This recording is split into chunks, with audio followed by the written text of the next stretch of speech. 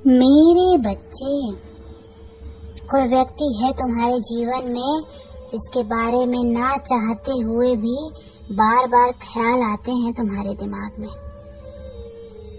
तुम बार बार उसके बारे में सोच कर रोने लगते हो। तुम्हें ऐसा लगता है कि माता, मेरे मन में तो इतनी उथल पुथल मची हुई है, क्या वो व्यक्ति भी मेरे बारे में सोचता है? क्या उसके लिए मैं मायने रखता हूँ?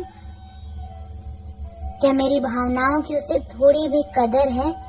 जो कुछ भी मैंने उसके लिए किया, क्या उससे उसकी थोड़ी भी कदर है माता? या मैं व्यर्थ ही किसी के बारे में सोच सोच कर अपना समय व्यर्थ कर रहा हूँ? मेरे बच्चे, तुमने हमेशा उसके लिए ज्यादा किया, बदले में उसकी तरफ से तुम्हें कभी वो प्रेम नहीं मिला। उसके बाद भी तुमने उसका साथ नहीं छोड़ा, क्योंकि तुम्हें हमेशा यही लगता रहा कि माता, इस व्यक्ति से मिलने के बाद मुझे अच्छा महसूस होता है।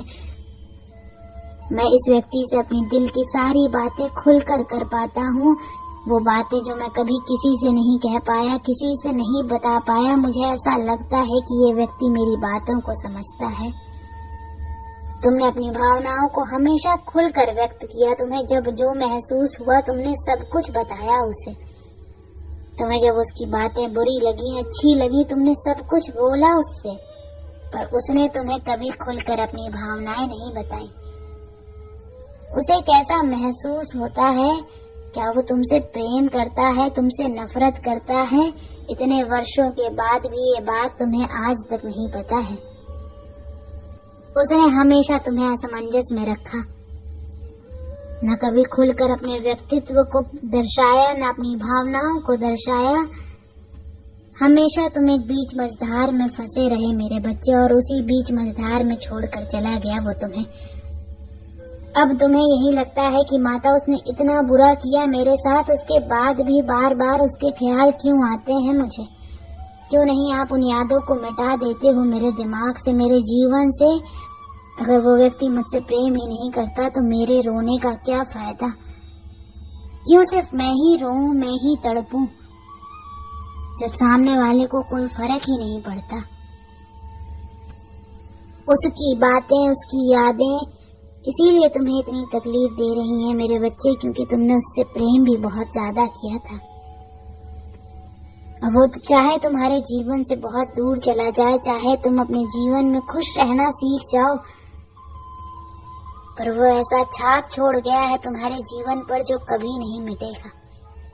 वो दर्द तुम्हारे जीवन से कभी नहीं जाएगा, और इस बात का एहसास तुम्हें और तकलीफ देता है। तुम दोनों का व्यक्तित्व बहुत अलग है मेरे बच्चे, तुम दोनों के सपने बहुत अलग हैं, और तुम दोनों एक बहुत स्ट्रांग इंसान हो। जहाँ तुम दिल से सोचते हो तो वो व्यक्ति बिल्कुल तुम्हारे विपरीत दिमाग से सोचता है। तुमने अगर किसी का हाथ थाम लिया तो तुम मरते दम तक उस व्यक्ति का हाथ नहीं छोड़ सकते हो, पर वो व्यक्ति उसका बिल्कुल ही विपरीत है। वो अपना फायदा नुकसान देखकर किसी से दोस्ती करता है, और तुम किसी से मजाक के लिए कभी प्रेम नहीं करते हो। अगर तुमने किसी का हाथ थाम लिया तो तुम उससे विवाह करना चाहते हो, उसके साथ घर बसाना चाहते हो, और उसके लिए कोई कदम भी उठा सकते हो, किसी के भी खिलाफ जा सकते हो, पूरी दुनिया से अकेले लड़ सकते हो। पर उसने कभी तुम्हारे लिए कोई लड़ाई नहीं लड़ी। लोग उसके सामने तुम्हें बुरा भला बोलते रहे, और वो तुम्हें ही समझाता रहा कि किसी के बोलने से तुम नहीं खराब हो जाओगे, तुम छोड़ो उन बातों को, तुम रो मत, तुम ही गलत हो जो तुम उन लोगों की बातों पर इतना रिएक्ट कर रहे हो। यही बोल बोल कर वो तुम्हें चुप कराता रहा, पर उसके बाद भी तुम्हें हमेशा यही लगता था कि माता, यही मेरा सोलमेट है। इस व्यक्ति के साथ मेरी आत्मा को जो सुकून मिलता है वो मुझे कभी कहीं नहीं मिला। मेरी बात हो ना हो, पर वो व्यक्ति मेरा है, वो मेरे बारे में सोच रहा है, इस बात का एहसास ही मुझे बहुत सुकून दे जाता है। तो मेरे बच्चे, वो आज भी तुम्हारे बारे में सोच रहा है, और वो अपने ऊपर काम कर रहा है। वो अपने व्यक्तित्व को बदलने की बहुत कोशिश कर रहा है।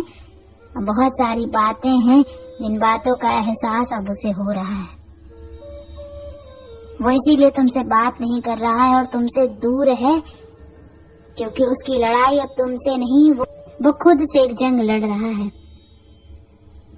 तुम दोनों के व्यक्तित्व अलग होने की वजह से तुम दोनों में बहुत लड़ाई झगड़ा होता था, जिन बातों से वो थक चुका था, क्योंकि उसने अपने परिवार में भी ये सब देखा है। बहुत बार इन चीजों की वजह से बहुत परेशान रहा है वो, और वक्त के साथ कहीं न कहीं उसे इस बात का एहसास हुआ कि गलती तुम्हारी नहीं है, गलती उस व्यक्ति की थी। उसके भीतर ही वो अवगुण थे और वो उन बातों को स्वीकार नहीं करना चाहता था। उसका अहम उसकी गलतियों को उसे स्वीकार नहीं करने दे रहा था, इसलिए वो तुमसे दूर हो गया है।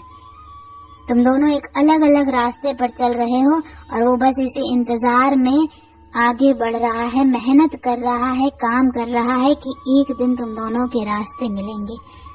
और जिस दिन तुम दोनों के रास्ते मिलेंगे वो अपने दिल की हर दर्द को तुमसे बताना चाहता है। उस पर जो कुछ भी बीती है वो सब कुछ तुम्हें बताना चाहता है मेरे बच्चे। और वो तुमसे भी यही चाहता है कि तुम अपने सपनों के लिए लड़ो, अपने सपनों के लिए मेहनत करो, अपने सपनों को पूरा करो। वो तुम्हें भी कामयाब देखना चाहता है, क्योंकि उसे ऐसा लगता है कि अगर तुम असफल हो गए तो फिर उसका दूर जाना असफल हो जाएगा। उसकी तड़प, उसकी पीड़ा, उसका दर्द सब कुछ व्यर्थ चला जाएगा अगर तुमने अपने सपनों पर काम नहीं किया तो। अभी तुम दोनों के रिश्ते में कोई तीसरा व्यक्ति भी है जो उसके विचार को, उसकी भावनाओं को बहुत कंट्रोल करने की कोशिश कर रहा है और वो चाह रहा है कि वो व्यक्ति उसकी बातों में आ जाए। पर ऐसा नहीं है कि वो उस थर्ड पार्टी पर आंख बंद करके यकीन करता है। उसे पता है कि कौन सच्चा है, कौन सही है और कौन खेल खेल रहा है। वो बस शांत है क्योंकि उसे भी उसकी परिस्थितियों का अंदाजा बहुत अच्छे से है कि वो अभी चाह कर भी कुछ नहीं कर सकता है, क्योंकि उसने भी कुछ गलतियां की हैं। उन गलतियों को सुधारना बहुत जरूरी है उसके लिए, और तभी तुम दोनों एक हो पाओगे। और तुम्हारे साथ न्याय जरूर होगा मेरे बच्चे। तुमने इस समाज में जितना प्रेम लोगों को दिया है, जितना कुछ लोगों के लिए किया है, तुम दुखी रहो, तुम्हारी कहानी का अंत दुखद हो, ऐसा हो ही नहीं सकता। तुम्हारे जीवन में खुशियां आएंगी और प्रेम भी मिलेगा तुम्हें, पर एक न्याय के साथ प्रेम मिलेगा। प्रेम तुम्हें भीख में नहीं मिलेगा। तुम्हारे साथ न्याय होगा, तुमसे लोग माफी मांगेंगे, उसके बाद तुम्हारे हद तक प्रेम तुम्हें मिलेगा। इसलिए रोना छोड़ दो। ये सब जो कुछ भी हो रहा है ये तुम्हें न्याय दिलाने के लिए हो रहा है, तुम्हारे सामने सच्चाई लाने के लिए हो रहा है, और जिन लोगों ने तुम्हें धोखा दिया था उनको दंड देने के लिए हो रहा है, उनको रुलाने के लिए हो रहा है ये सब कुछ। क्योंकि तुम्हें वो प्रेम एक ना एक दिन जरूर मिलेगा। तुम्हारे साथ न्याय होगा मेरे बच्चे, और खुशियों भरा अंत होगा तुम्हारी कहानी का।